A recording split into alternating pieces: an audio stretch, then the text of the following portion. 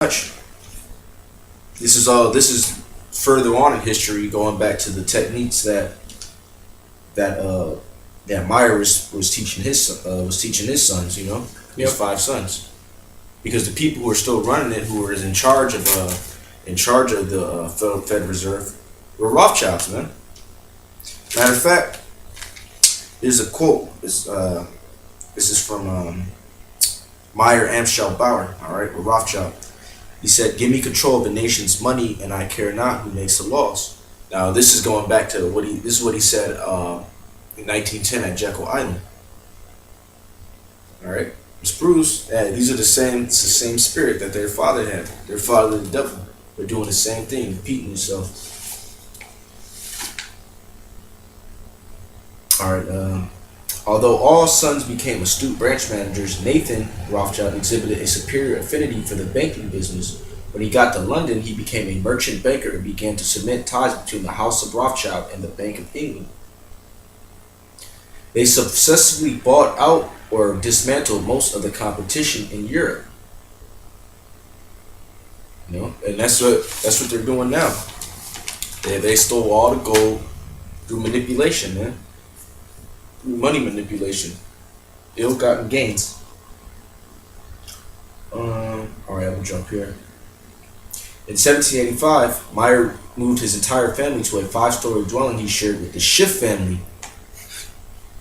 All right, see, I'm showing you that all these elite families going back to the 17, 1800s. You got a lot of people that they just disappeared. Nah, they formed together and they stopped. And what they did, they just started financing people, man. That's how you make more money. Do I make more money me actually owning the business, or me financing somebody with interest, or me financing another billionaire? That's what they're doing, man. Mm-hmm. They don't need to actually be in charge of business operations from day to day. They got residual income coming from the next man's money, man. That they charged him with interest, that they gave him a loan. An example of that was Cecil Rose. All right, he was founded by a Rothschild. He's the forerunner of the De Beers Company, are dealing with those diamonds that he exploited from the Hamites in South Africa.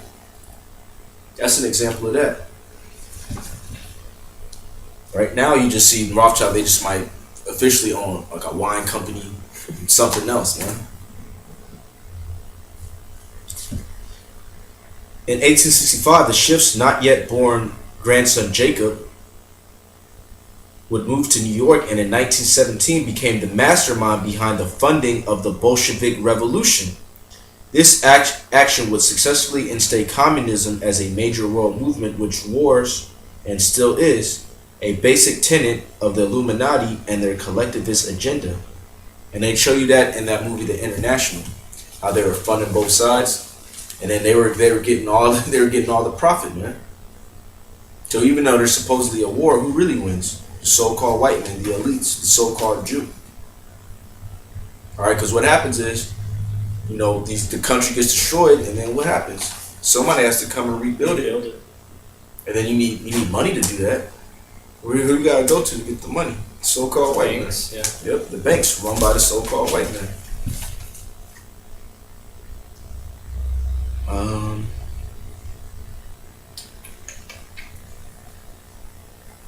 Yeah. During the American, there's a lot in here, so I'm just jumping around. During the American Revolution, the House of Rothschild brokered a deal between the throne of England and Prince William of Germany. William was to provide 16,800 Hessian soldiers to help England stop the revolution in America. Rothschild was also made responsible for the transfer of funds that were to pay German soldiers. The transfer was never made. The soldiers were never paid, which may account for their poor showing. The Americans prevailed. At this point, Mayor Rothschild set his sights in America. Now, can you get me that Psalms? Hide me from the secret counsel of the wicked.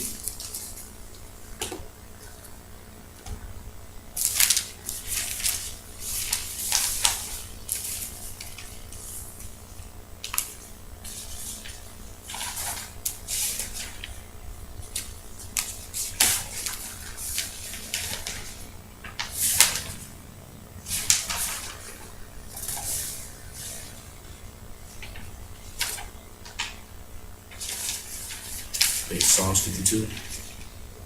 64. So 64. Psalm 64 and 2. Hide me from the secret counsel of the wicked, from the insurrection of the workers of iniquity. Right, and this is the secret counsel of the wicked, the so-called Illuminati. Give me Isaiah 29. Yep.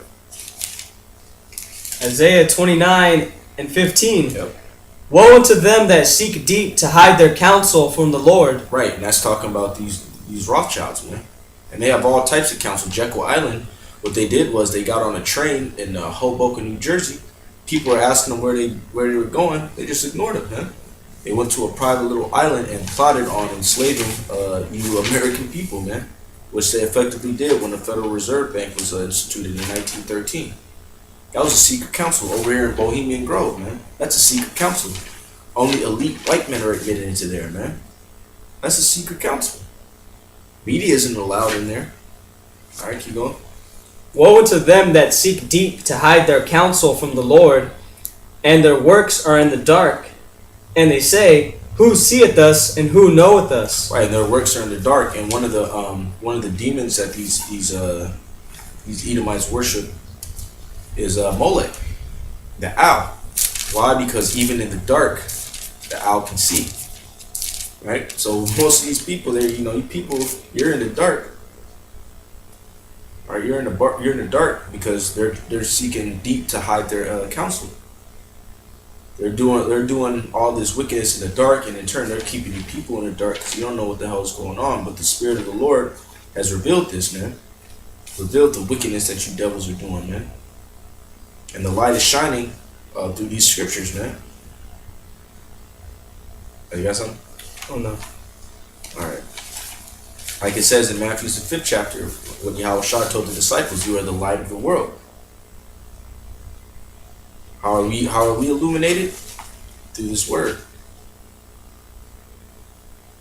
From Yahweh Bashem Yahushua, passed down to the elders, passed on to all the brothers out here doing this thing, doing this work. All right. Now I'm gonna read and another god that they worship is Lucifer. Right. Because Lucifer in Hebrew is Hayalal. And in Greek, I think it's Eosphoros, which means light bearer. That's and really what they do is they sacrifice and they give alms into the spiritual demon Satan, who grants them their short-term powers and their riches. Temporal riches. All right. Going back to America. Meanwhile, Benjamin Franklin,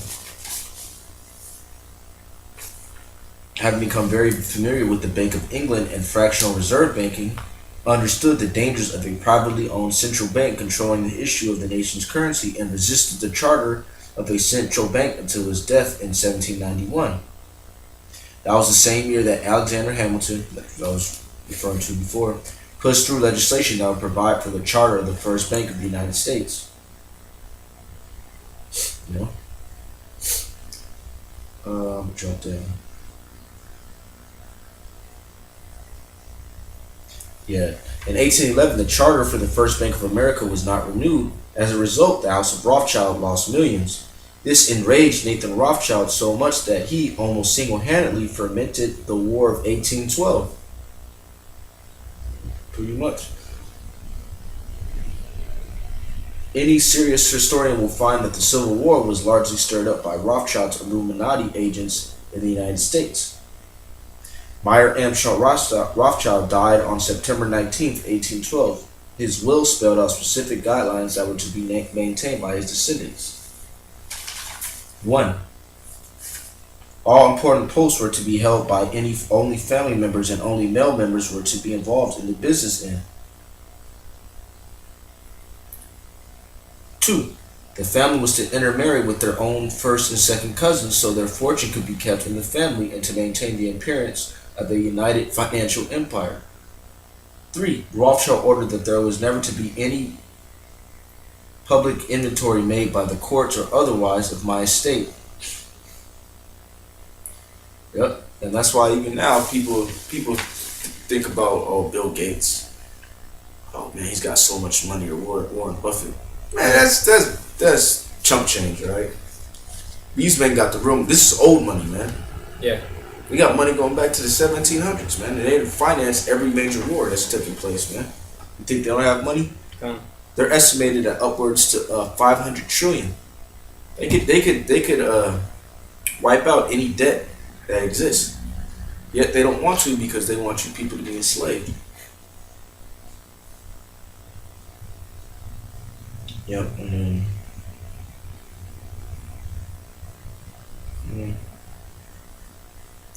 I don't know, some of this other stuff we might just keep for a more specific studio show. Like I said, there's a lot of meat in here. Maybe we'll go into the history of wars or something like that. You know, if the spirit allows. It was pretty much, like I said, there's a lot on here in Lord's will. You know, we'll go into something else, another time. Pretty much it.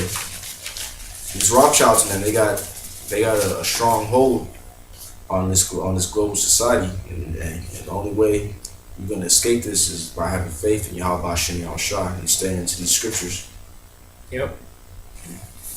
And there's more light that's being shed on this particular topic as well through the internet, because the Rothschilds and the Illuminati, they think that no one would ever find out, but here it is. You have people studying them, committed, like Eustace Mullins. He committed his whole life to studying about the Federal Reserve, and look what all the information he brought out.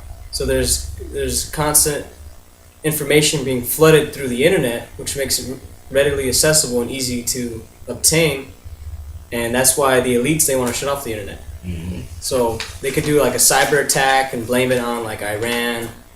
They can just shut down the internet because they have a kill switch. The internet was created for military use, anyways. Right. Yep. And then they got legislation right now in the UN that's seeking to implement that, man. Yep. CISPA. Yep. Anti-piracy acts. And so, with that, I want to give all praises to Yahweh Hashem Yahushua, double honors to the elders and honors to the brothers. And death to the wicked. Shalom. Shalom.